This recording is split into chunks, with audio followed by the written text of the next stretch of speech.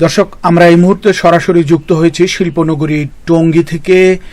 টঙ্গীতে গতকাল যে ট্রাভেল ব্যাগে ভর্তি 8 খণ্ড একটি যুবকের লাশ উদ্ধার করা হয়, মস্তকবিহীন যে লাশটি উদ্ধার করা হয়, পুলিশ অধিকতর তদন্ত শেষে সেই মস্তকের সন্ধান পায়। অর্থাৎ সেই যে ট্রাভেল ব্যাগে ভর্তি যে যুবকের খণ্ড বিখণ্ড লাশ পুলিশ উদ্ধার করেছিল, সেই লাশের খণ্ডিত মস্তকটি উদ্ধার করেছে শিল্পনগরী টঙ্গীর পূর্ব থানা পুলিশ। সেই খবরটি আমরা আপনাদেরকে জানাতে সরাসরি যুক্ত হয়েছি। এই খবরটিতে যারা আমাদের সাথে ইতিমধ্যে যুক্ত হয়েছেন, এই তথ্যটি বেশি বেশি মানুষের কাছে জানতে বেশি বেশি করে শেয়ার, লাইক, কমেন্টস করে সঠিক তথ্যটি মানুষের কাছে পৌঁছে দিতে আমাদের সাথেই থাকুন। খবরের এ পর্যায়ে ঘটনাস্থলে আছেন আমাদের সহকর্মী বদরুল আলম রায়হান। সরাসরি যুক্ত হব তার সাথে। বদরুল। জি মাসুদ, যেমনটি আপনি বলছিলেন, গাজীপুরের টঙ্গীর স্টেশন রোড এলাকা থেকে গত শুক্রবার সকালে 8 খণ্ডের একটি খণ্ডিত লাশ, যেটি ট্রাভেল ব্যাগের ভিতরে করে কালো পলিথিনে মোড়ানো অবস্থায় উদ্ধার করা হয়েছিল শুক্রবার সকাল 9:30টার দিকে। তার ঠিক একদিন পর টঙ্গীর বনমালা এলাকা থেকে, বনমালা রেলগেট এলাকা থেকে মূলত একটি বাসার ভিতরের আমরা স্টোর রুম যেটাকে বলা হয়, যে বাথরুমের উপরে যে জল ছাদ করে যে স্টোর রুম করা হয়, সে ধরনের একটি স্টোর রুমের ভিতর থেকে ওই লাশটির যে মাথাটি, যেটা গতকাল পাওয়া যায়নি, সেই মাথাটি উদ্ধার করেছে টঙ্গী পূর্ব থানা পুলিশ। তো আজ শনিবার সন্ধ্যা নাগাদ বনমালা রেলগেট এলাকায় একটি বাসার দ্বিতীয় তলা থেকে, বাসাটিতে যদিও কেউ ছিল না, বাসাটি তালাবদ্ধ অবস্থায় ছিল, ওই বাসার তালা ভেঙে পুলিশ ভিতরে ঢুকে তল্লাশি চালিয়ে মূলত এই লাশটি উদ্ধার, এই মরদেহের মাথাটি উদ্ধার করে। পুলিশের সাথে কথা বলে আমরা যে বিষয়টি জেনেছি, তারা বলছেন যে গত শুক্রবার সকালবেলা টঙ্গী স্টেশন রোড এলাকায় যে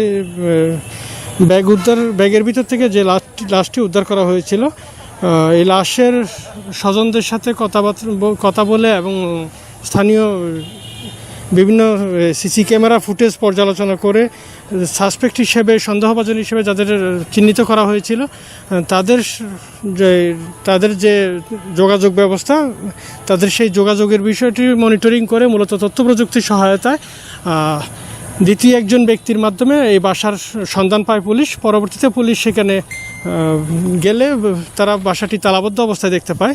তবে স্থানীয়দের সহায়তায় এবং স্থানীয় বাড়িওয়ালার সহায়তায় বাসার ভিতরে প্রবেশ করে, তারা বাসার ভিতরে প্রবেশ করলেই ভিতর থেকে একটি, যেহেতু বেশ কয়েকদিন আগের ঘটনা, এই হত্যাকাণ্ডটি বেশ কয়েকদিন আগেই ঘটেছে এবং এই মাথাটিও যেহেতু পলিথিনে মোড়ানো অবস্থায় বেশ কয়েকদিন আগে থেকে রাখানো ছিল, তাই বিকট একটি উটকো গন্ধ আসে। সেই গন্ধর সন্ধান করতে গিয়ে বাথরুমের জলছাদের উপরে যে স্টোররুম, সেই স্টোররুমের ভিতর থেকে মূলত কালো পলিথিনে মোড়ানো অবস্থায়, র্যাপিং পেপার দিয়ে মোড়ানো অবস্থায় এই খণ্ডিত মাথাটি উদ্ধার করা হয়। অপরদিকে র্যাব 1-এর পক্ষ থেকে আমাদেরকে, গণমাধ্যমকে ইতিমধ্যেই জানানো হয়েছে, এই হত্যাকাণ্ডের সাথে জড়িত 2 জনকে চট্টগ্রামের বাইজিদ এলাকা থেকে ইতিমধ্যে র্যাব 1 র্যাব 7-এর মাধ্যমে গ্রেফতার করেছে। তাদেরকে আজ রাতের মধ্যেই ঢাকায় নিয়ে আসা হবে এবং আগামীকাল র্যাবের পক্ষ থেকে প্রেস ব্রিফিং করার কথাও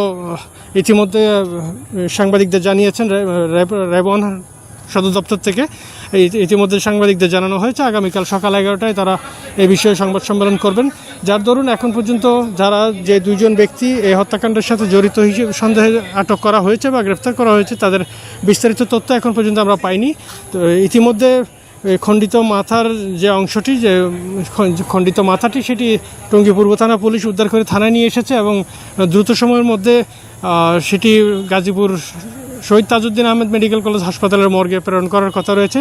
যেহেতু এই অর্ধগলিত অবস্থায় আছে, অর্ধেক পচে যাওয়া অবস্থায় আছে, খুব বিশ্রী একটা গন্ধ, উটকো একটা গন্ধের কারণে সেটার যে সুরতহাল, যে বিষয়টা পুলিশের যে সুরতহাল প্রতিবেদন তৈরি করার যে কাজটি, সেটা করতে বেগ পেতে হচ্ছে বলে নিশ্চিত করেছে পুলিশ।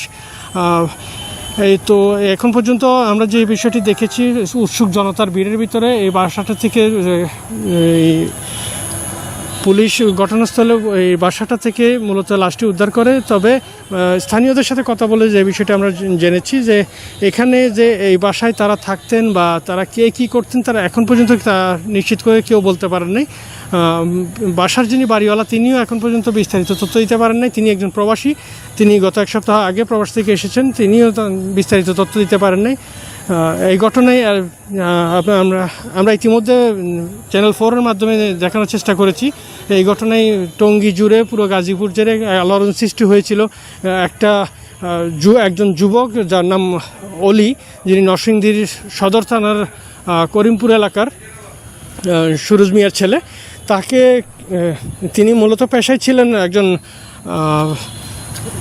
মোটরযান শ্রমিক, যা উনি একটি পরিবহনের হেল্পার হিসেবে কর্মরত ছিলেন।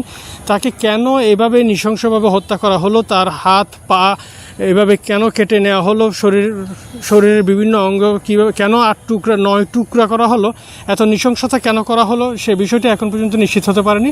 হয়তো আগামীকাল র্যাবের প্রেস রিলিজের পর, র্যাবের প্রেস ব্রিফিংয়ের পর হয়তো আমরা বিষয়টি পুরোপুরি নিশ্চিত হতে পারবো।